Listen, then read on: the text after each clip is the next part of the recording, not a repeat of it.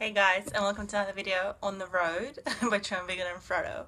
So as you know now, I am on this awesome epic journey through the United States, cycling my bike. There's the bike. I know it looks a bit of a mess behind me, but this is I feel like this is the best location to put the camera right now.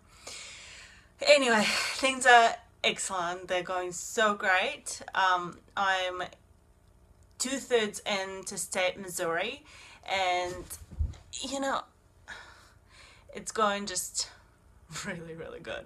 The weather has been spot on. Can't stress enough the importance of hydration, fueling yourself, and sunscreen. I've been having a lot of spirulina. I even found myself a vegan Ben and Jerry's today, which was like dark cherry and chocolate, so made on almond milk, so made with almond milk, so it was so good, and it definitely helped me to smash through 60 k's. I did straight after it, and then I refueled with some drinks after that again. So it's going good. Route 36, apparently there is quite a few races that happen here through different times of the year along this route as well. So Route 36, look it up if you ever think of coming here. It has been hilly today. The last couple of days it was reasonably hilly. I've done over 100 miles, like 160, 170 k's both days. Feel pretty good. The 1000 m elevation, definitely you notice it as well, especially when you're carrying like a bit of stuff, a bit of gear, and been doing it for a while. Changing consistently your sitting positions, getting out of the saddle. I feel like that's very important to make sure that your bum doesn't get too sore and your saddle sores are not just like in one place, but at least a little bit more spread out, if you know what I mean. If you've been on the road before for that kind of time. So what I wanted to talk to you about though today is something I've kind of on these trips, right? I go through different things that I listen to, and sometimes I listen to music, sometimes I listen to audiobooks, and then other times I listen to podcasts. One of my most favorite podcasts to listen to is the Rich Roll podcast, and Rich just has the coolest people that he interviews. They're super interesting, they're super inspiring, they're from different walks of life, and they're from different industries just coming together. And one of the podcasts that I listened to today from him, one of the episodes, was of a pastor who was talking about something that I could relate to, right? And I felt like a lot of people probably can relate to as well, since I can relate to it. So I thought I would mention it here, and just kind of, if someone out there feels like this is something that they need to hear or they agree with it, that is awesome, like that is great. And yeah, so I wanted to mention it. So this pastor was talking about growing up with mum and dad, but dad not being particularly present or emotionally like available during the upbringing, and this man always felt like a little boy, and then younger adult, he felt like he always had to get the approval from his dad. He wanted to hear that his dad, his parents, but his dad predominantly, was proud of him, because like his mom was obviously was there for him and everything, but then the dad wasn't quite as present, even though he was physically there. But so I felt on some levels I could relate to it as well, not in the sense like I have a great dad and I have an amazing mom, and I'm just really blessed with really great parents in my life. But that whole sense of needing to prove something to someone, and need, in order to get that I'm proud of you, I approve of you kind of sticker, that resonated with me a lot. And the thing that the pastor was talking about is that once he got married, and then he had his child, and then he realized that he loved that child because he loved that child. Like that child was just a little baby when his wife had him, and then he just held it in his hands, and then he just felt like he loved him, and there was no specific like reason, like the kid didn't get good grades, the kid didn't run a marathon, the kid didn't do all these different things, right? The child was just born, and it was just wherever it was. And the man loved them. And that's something that I wanted to mention to you.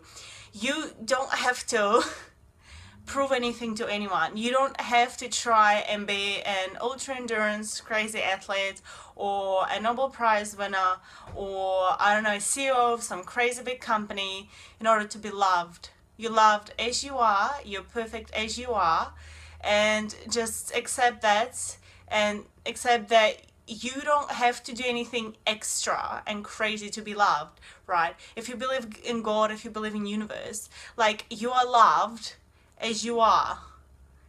Once you accept that, that you don't have to be anything else, like, you're perfect as you are, you're right where you at, as you should be, and you're exactly what you need to be.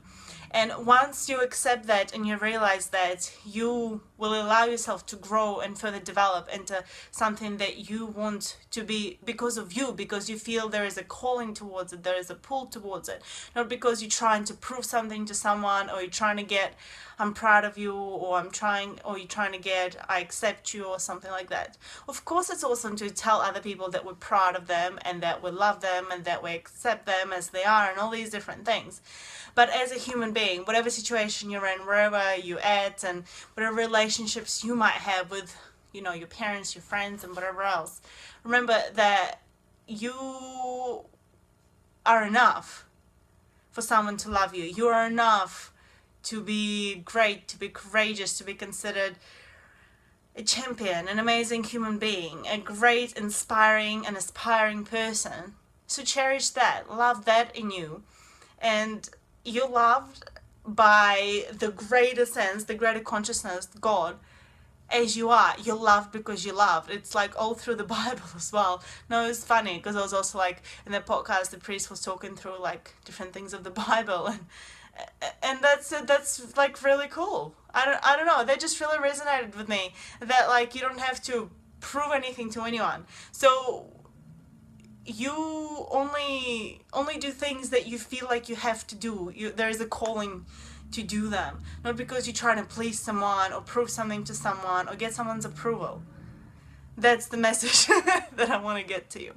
Also, another message that I thought was interesting, I don't know if I should, I won't go too deep into it, but there's also an interesting correlation of the whole, just because they're talking about it in podcast, I kind of thought about it again, is how, you know, in the Bible, everything started in the Garden of Eden, right?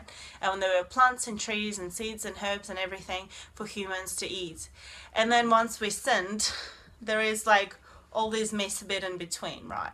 And then we had Jesus, who lived his life perfectly and he risen, and then we return back in the Revelations, in the final book of the Bible.